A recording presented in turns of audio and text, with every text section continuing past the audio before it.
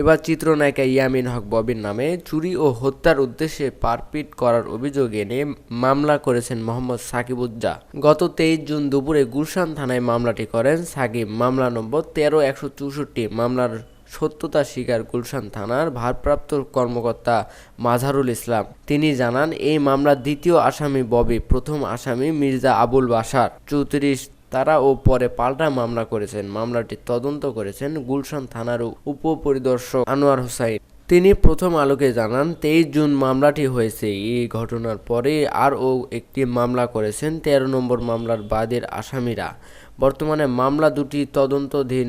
তিনি বলেন, 2 মামলার তদন্ত চলছে। তদন্তের স্বার্থে এখনই কিছু বলা যাচ্ছে না। মামলার অভিযোগে বলা হয়েছে হত্যার উদ্দেশ্য মারপিট করিয়া সাধারণ ও গুরুতর জখম, চুরি, ক্ষতি সাধন ও ভয়ভীতি প্রদর্শনের অপরাধ। পরে আরও বলা হয়েছে যে এই ঘটনায় ওয়াইএন সেন্টারের ক্ষতির পরিমাণ 1.5 লাখ টাকা ও চোরাই মূল্য 1 লাখ টাকা, যা এখনো উদ্ধার হয়নি। মামলাটির বাদী ছিলেন মোহাম্মদ সাকিবুজ্জাহ, ওয়াইএন সেন্টারের এজিএম। তিনি জানান, তাদের কাছ থেকে রেস্টুরেন্ট ভাড়া নেন আমান নামের একজন। এটার অবস্থান গুলশান 2 এর 113 নম্বর সড়কে। আমান অর্থনৈতিকভাবে পুষিয়ে উঠতে পারছিলেন না। পরে ব্যবসায় তৃতীয় পক্ষ হিসেবে যুক্ত করেন আবুল বাশার ও চিত্রনায়িকা ববিকে। রেস্টুরেন্টের জিনিসপত্র তারা কিনে নিয়েছেন, সেভাবেই চুক্তি করেন বলে জানান সাকিব। ব্যবহার অংশ হিসেবে চুক্তি মতো আমানকে 55 লাখ টাকা দেওয়ার কথা ছিল। ববি ও বাশার প্রথমে 15 লাখ, পরে 10 লাখ টাকার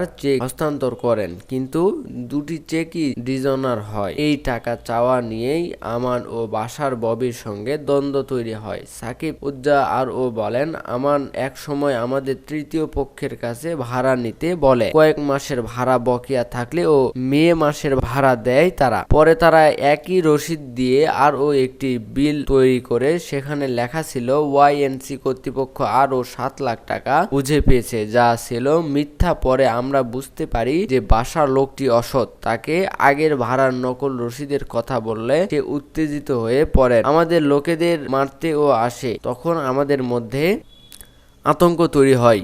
বুঝতে পারি যে পেশি শক্তি খাটিয়ে রেস্টুরেন্ট দখল করতে চায় বাশার। আমরা প্রথমে থানায় অভিযোগ করি এবং 13 জুন জিডি করি। ভুবন নামের সেই রেস্টুরেন্টের মালিক আমান একসময় বাশার ও ববির রেস্টুরেন্টে আসা বন্ধ করার জন্য 23 জুন রেস্টুরেন্টে তালাবদ্ধ করেন, যা দেখে বাশার রেগে যান। বাশার উত্তেজিত হয়ে গেলে জনতার হাতে গেটের বাইরে পিটুনি ও খান বলে জানান বাদী সাকিবুজ্জাহ। তিনি বলেন, মার খেয়ে চলে যায়। পরে সে আবার এসে গাড়ি নিয়ে ফটক ভাঙে। ভিতরে এসে ম্যানেজার জয়নাল সহ আমাদের লোকদের ভয়ভীতি দেখায়, অনেকের গায়ে ও হাত দেয়। আমার নাকে ঘুষি মারে। 6 ঘন্টা ধরে রক্ত পড়ে আমরা ট্রিপল নম্বরে ফোন করে পুলিশের সহায়তা নেই। পুলিশ আসে, পরে আমরা মামলা করি। আমাদের মামলার নম্বর ছিল 13, ওরাও মামলা করে, ওদের মামলা নম্বর 14। সাকিবুজ্জাহ রাত 9টার দিকে আরও বলেন, আমরা দুজনের নামে মামলা করেছি। তারা আমাদের মালিক সহ আমাদের সব কর্মীর নামে মামলা করেছে। এছাড়া অজ্ঞাত আরও 10 জন। এই ঘটনার পর আমরা বসি। ঘটনার কোনো মীমাংসা হয় না। এর মধ্যেই গত শুক্রবার বাশার আবার তালা ভেঙে অনেক মালামাল নিয়ে যায়, আমাদের হুমকি দিয়ে যায়। পরে আমরাই এই খারাপ মানুষের হাত থেকে রক্ষার জন্য থানায় বসার পরিকল্পনা করছি। পরে ববির পক্ষ হয়ে মোহাম্মদ আব্বাস মামলা করেন। ভবনের মালিক শাহিনা ইয়াসমিন, তার সন্তান জাওয়ান আল মামুন সহ 7 জন ও অজ্ঞাত 10-12 জনের নামে মামলা করেন। মামলার এজাহারে বলা হয়, পরস্পর হত্যার উদ্দেশ্যে মারপিট করে গুরুতর জখম করা হয়েছে। 55 লাখ টাকার মালামাল চুরি করা হয়েছে। একটি ঘড়ি চুরি হয়েছে, যার দাম 4 লাখ টাকা।